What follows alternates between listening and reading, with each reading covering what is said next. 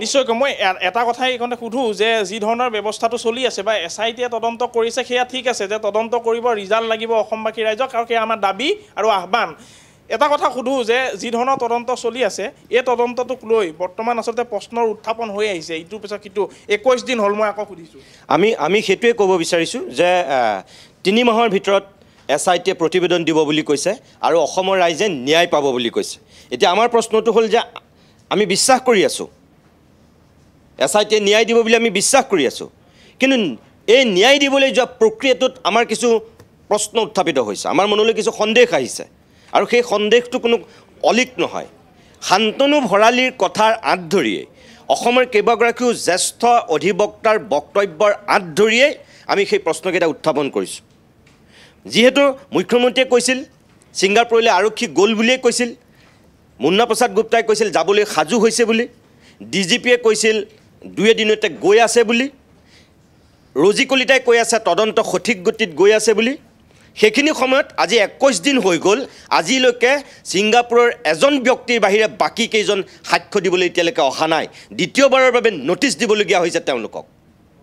মোৰ কথা হ'ল যে তেওঁলোকক আনিব পৰাকৈ বাধ্য কৰাৰ যেটো পৰিবেশ হেতু কি অসম চৰকাৰৰ হাতত নাই নেকি ভাৰত চৰকাৰৰ হাতত নাই নেকি আমাৰ ভাৰত চৰকাৰৰ আইন ব্যৱস্থাটো তেনেকুৱা নেকি তেওঁলোকক কিয় আনিবলৈ বাধ্য কৰাব পৰা নাই প্ৰথম কথা তেওঁলোক আহিবই লাগিব তেওঁলোকক আনিব পাৰিবই লাগিব তেতিয়াহে তদন্ত প্ৰক্ৰিয়া মই ভাবো সঠিক হ'ব 2 নম্বৰ কথা তেওঁলোক যিকেজন অসমীয়া তেওঁলোকৰ কি অকনো দায়িত্ববোধ নাই এই 21 দিন হৈ গ'ল তেওঁলোকৰ কি অকনো মানৱতাবোধ নাই তেওঁলোকৰ বিবেকে কোৱা নাই যে আমি গৈ উপস্থিত হৈ কথাকেইটা কোৱাটো উচিত আমিতো কোৱা নাই তেওঁলোকে ডিঙি চেপি জুবিন গাৰ্গক হত্যা কৰিলে বুলি নৈতিকতাৰ স্বাৰ্থত মানৱতাৰ স্বাৰ্থত তেওঁলোক অহাটো জৰুৰী আৰু আমি ভাবো যে এজন যদি আহিব পাৰিছে ৰূপকমল যদি আহিব পাৰিছে বাকি কেজন কিয় আহিব নোৱাৰে ইয়াততো তেওঁলোকক কোনো ডিঙি চেপি হত্যা কৰি নাপেলাই বা গ্ৰেপ্তাৰ নহয় তেওঁলোকৰ ইমান ভয় তেওঁলোক কিয় অহা নাই এই ছিংগাপুৰৰ যি কেজন অসমীয়া আপোনালোকৰ প্ৰতি আহ্বান যে অসমীয়া মানুহৰ আপোনালোক জাতীয় শত্ৰুলৈ ৰূপান্তৰিত নহ'ব এতিয়াও সময় আছে দ্বিতীয়বাৰৰ কাৰণে আপোনালোকক নটিচ দিয়া হৈছে আজিৰ দিনত আপোনালোক অসমীয়াৰ জাতীয় শত্ৰু হিচাপে চিহ্নিত হৈছে নিজৰ বিবেক আছে যদি এতিয়াও আপোনালোকে এবাৰ সুধক যে আপোনালোক কি কৰি আছে আপোনালোকৰ সহযোগী যদি এজন আহিব পাৰে বাকি কেজন আপোনালোক কিয় আহিব নোৱাৰে জুবিন গাৰ্গক অসমীয়া মানুহে হেৰুৱালে এই 22 দিন হোৱাৰ পিছতো অসমীয়া মানুহৰ এতিয়াও সেই চকুত টোপনি নাই কি সমাধি ক্ষেত্ৰত কি পৰিবেশ হৈ আছে আপোনালোকে চাগে সোশ্যাল মিডিয়াৰ যোগেদি টেলিভিছনৰ যোগেদি আপোনালোকে দেখি আছে আপোনালোকে সহযোগ কৰক কিয় ইমান ভয় আপোনালোকৰ আহক আপোনালোক SITৰ লগত আপোনালোকে মুখামুখিকৈ সেইখিনি সহযোগিতা আগবঢ়াওক আৰু SITৰ প্ৰতি আমাৰ আহ্বান এই যে জুবিন গাৰ্গৰ লগত আলেকৰ পালে কুকুৰাচৰে ভাগিনীয়েক টাইপৰ সম্বন্ধবিলাক বিচাৰি ইজনৰ পিছত সিজনক মাতি ফুৰিছে সেই খোপা কৰি দীঘলীয়া কৰি আবেগ কমিব তাৰপিছত এখন প্ৰতিবেদন দিব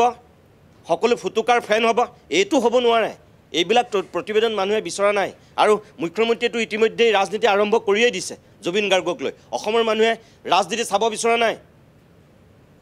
প্ৰকৃত ন্যায় বিচাৰিছে আৰু মানুহক দায়িত্ব হৈছে মই ভাবো মুখ্যমন্ত্ৰীৰ দায়িত্ব সঁচাকৈ ন্যায় দিয়াৰ